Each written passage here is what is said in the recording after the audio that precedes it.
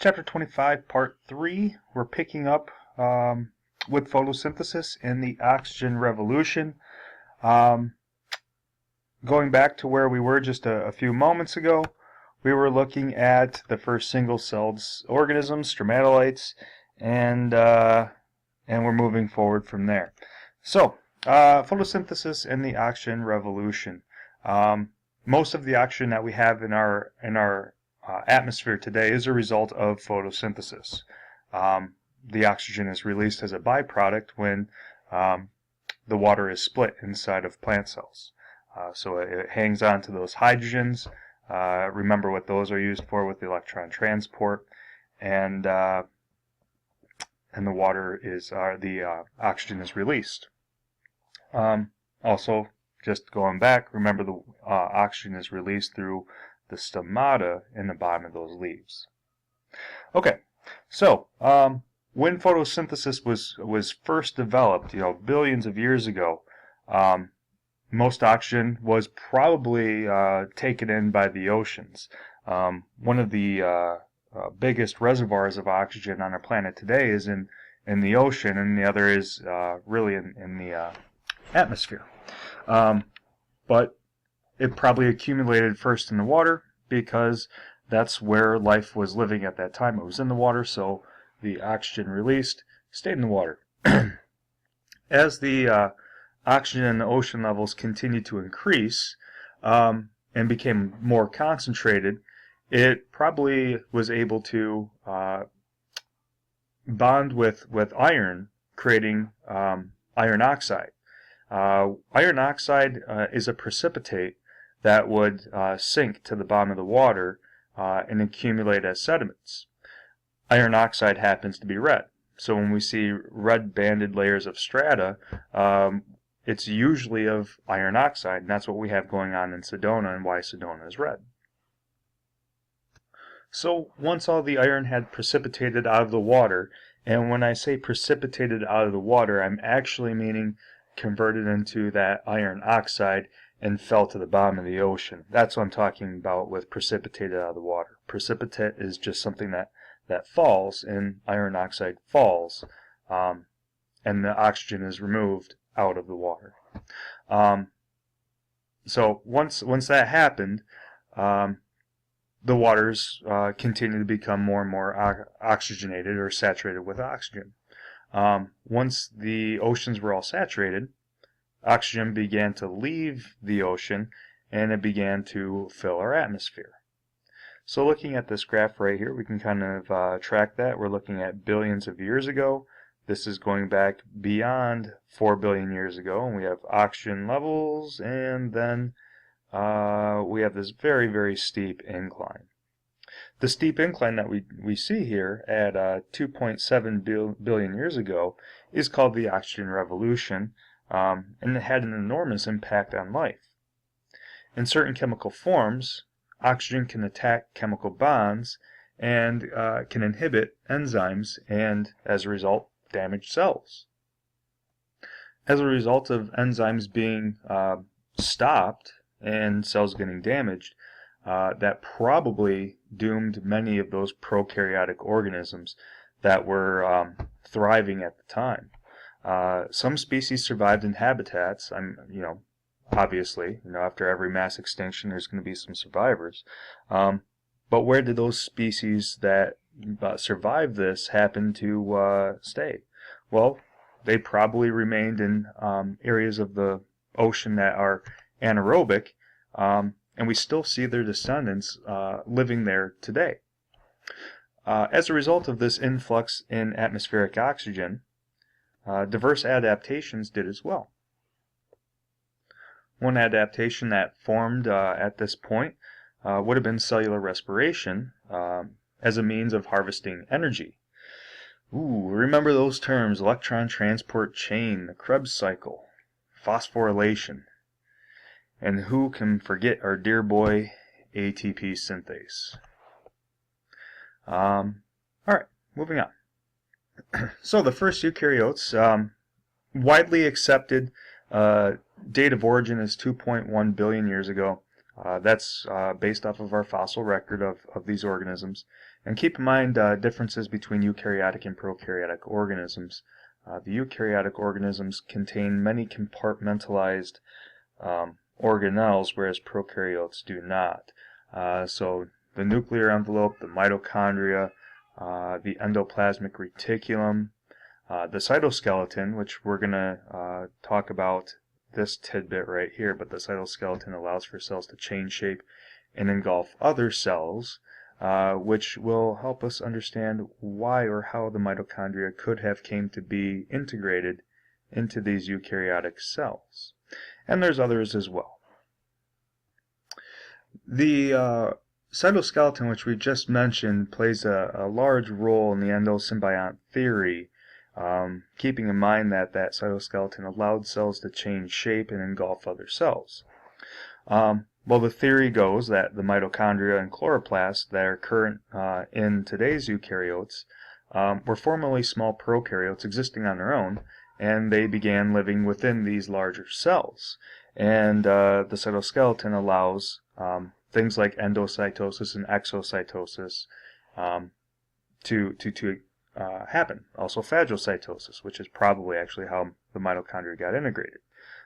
So we see mitochondria going in right here. It's being enveloped by this larger cell, and then it becomes part of that cell.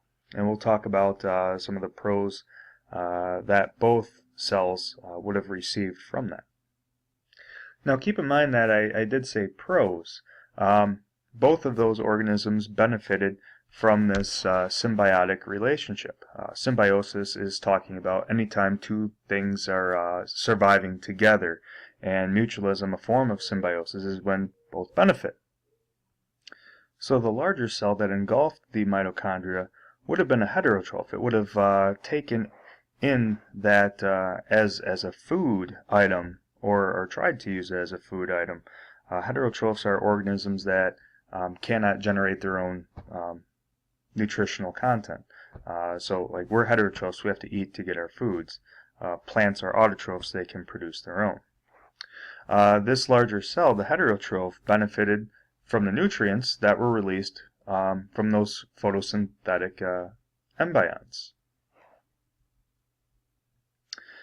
This feature was great for those early cells, especially when the world is getting a lot more oxygen from the ocean. It's saturating the atmosphere.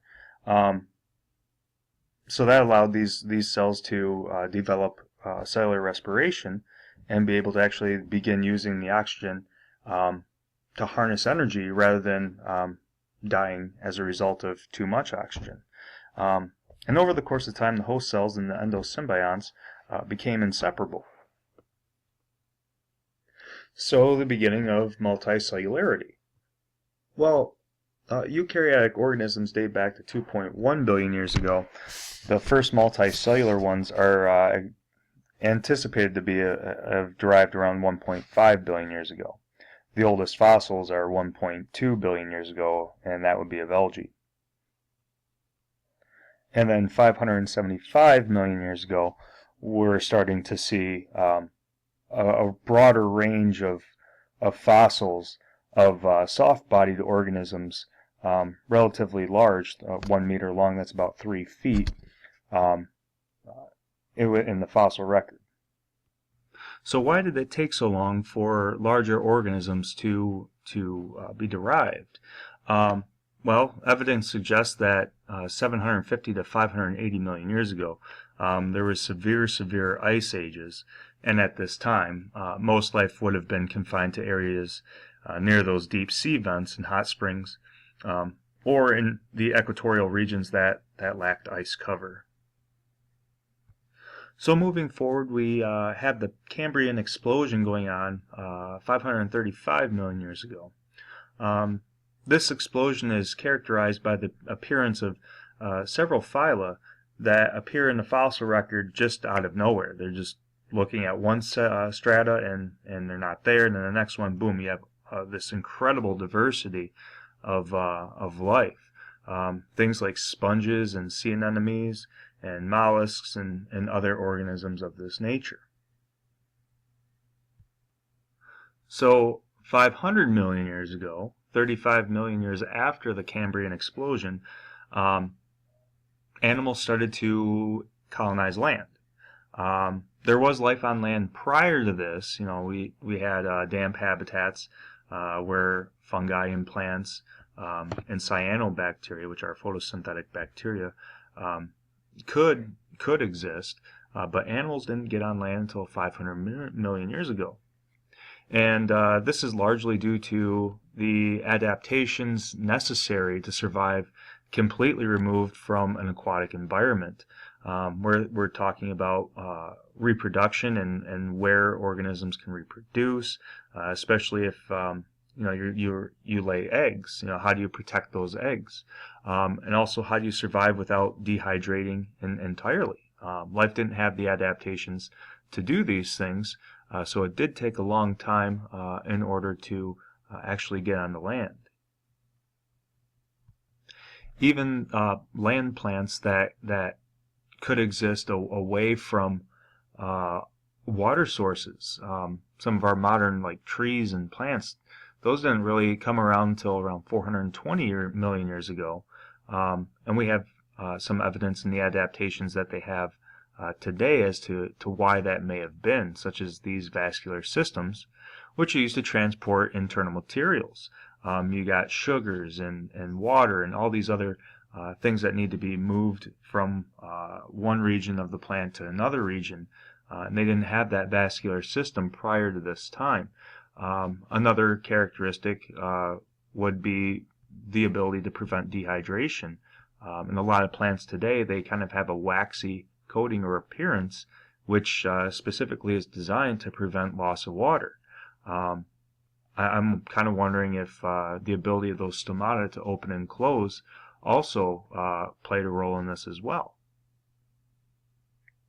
So, what were the first animals to likely inhabit land? Well, insects, of course. 420 million years ago is when they began to kind of fill in. And then we had tetrapods, which arose 365 million years ago from those lobed-finned fishes that we saw at the beginning, with that fish that kind of had appendages that could transition onto land.